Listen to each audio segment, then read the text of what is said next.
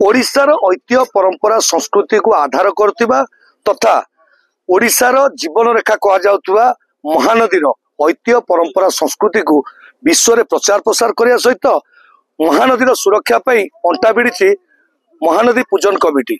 तेबे यारी भितर 39तम महानदी पूजन कार्यक्रम आरंभ होईछि। तेबे गड़गड़िया घाट में प्रत्येक मास पूर्णिमा अनुष्ठित होता है यही कार्यक्रम। एथिरे दूर दूरांतरु बहुत लोक मैंने आसती एवं महानदीर आरती करने सहित महानदीर गरिमा को विश्व में प्रचार प्रसार करने अंटा भिड़ी। तेबे आज 39तम महानदी पूजन दिन में आज कौन केमती कार्यक्रम होती आसतु बुझा। आम सहित अच्छा महानदी पूजन कमिटर सभापति महोदय आम कथा किरत भाई आपको स्वागत करुच्ची बड़ खबर को। भाई कौन कहे जो पूजार लक्ष्य कौन केमती कौन पूजा करती 108 आरती? प्रथम कथा आमर महानदी पूजन समिति ना गोटे रजिस्ट्रेशन आम कर चलित मास पूर्णिमा को मिसे 39तम आमर होगा। जमती आमर गंगा आरती हो कलिकता रोचे बनारस रोचे हरिद्वार रोचे ठीक से आमर महानदी आरती आम पूर्णिमा करुचु। तो आमर ये जो महानदी पूजन समिति आमर जो कमिटी अच्छु आमर आज 150 ରୁ 200 प्राय मेम्बर अच्छु। प्रत्येक मास पूर्णिमा आम यही जगार गड़गड़िया घाट यही नदी कूल आम महानदी नदी कूल आरती कर तात्पर्य हूँ आमर महानदी पानी रू कई वंचित न हूँ। सी चाष जमी की नहीं बा निजर घर जहाँ दरकार पीवा वो महानदी गोटे मीठा पानी आमर। बाकी महानदी को कई नष्ट न करंतु अपरिष्कार न करंतु। आमर मूल लक्ष्य जे महानदी को कई अपरिष्कार न करिए महानदी पानी रू कई वंचित न हे महानदी को केमती सुंदर रखिए सेटा हूँ आमर महानदी पूजन समिति आमर प्रथम लक्ष्य। तेणु आमर यहाँ 39तम होगा महानदी पूजन समिति महानदी आरती हो 108 आरती हो प्रत्येक मास पूर्णिमा को आमर 108 आरती हो आस। तो आगामी मास जो रहा कार्तिक पूर्णिमा आमर सेटा आमर पूर्णिमा पूर्णिमा आम सब वर्ष आम करनुआल फंक्शन करता शुभा।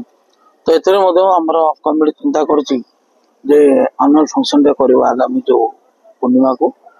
तो उद्देश्य हूँ जे सारा ओडिशा राज्य रु आमर जमती आपण मैंने जाऊँच गंगा आरती देखा बाहर को आम आपण मानकर जरिया आम अनुरोध करुचु जे आपण सेठा की जाऊँ देखा आप एठिक आसतु हेले कौन हम ना आमर ए परंपराटा आहरी दिनू दिन बुद्धि पाइब।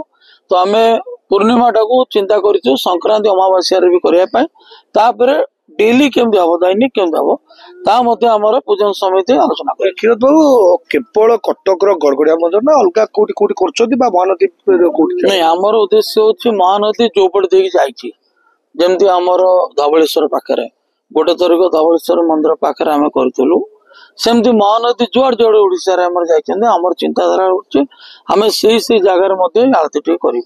मो ना सत्यजित महापात्र मु कटक जन आदिवासी। कौन कहे महानदी पूजन आप सामिल होती महानदी पूजन कौन वार्ता रखुच्च केमती देखुंत महानदी पूजन? मोर सौभाग्य एपरी एक ऐतिहासिक कार्य आज सामिल होती ये कार्यटी दीर्घ वर्ष आज जो कार्यक्रम मत देखी बहुत खुशी लगे। आम ओडिया माने ओडिशार आदिवासी माने याको नहीं गर्व अनुभव करिया कथा कारण ओडिशार परिचय हूँ महानदी।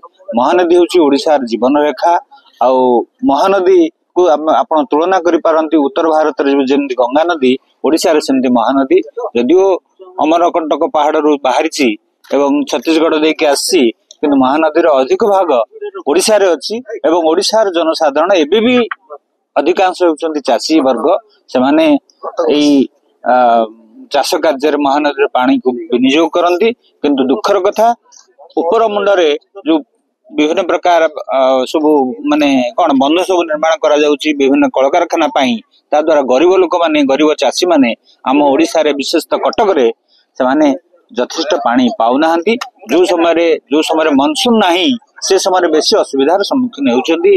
मोर आशा और विश्वास सरकार एवं आमर सचेतन नागरिक विभिन्न अनुष्ठान एप्रति यथेष्ट दृष्टि देवे किपरि महानदी रे वर्ष तमाम जल रहिबो एवं चाषी ठारू आरंभ करी मूलिया ठारू आरंभ करी प्रत्येक धरण लोक निम्न मध्यमित लोक गरीब लोक बा चाषी लोक बा कृषक ए श्रेणी जो कारीगर कर्मचारी जो माने सेमाने टिके पानी पीवा पई पाइबे तांको जमी रे ई पानी को देई से माने फसल उपजे पारिबे।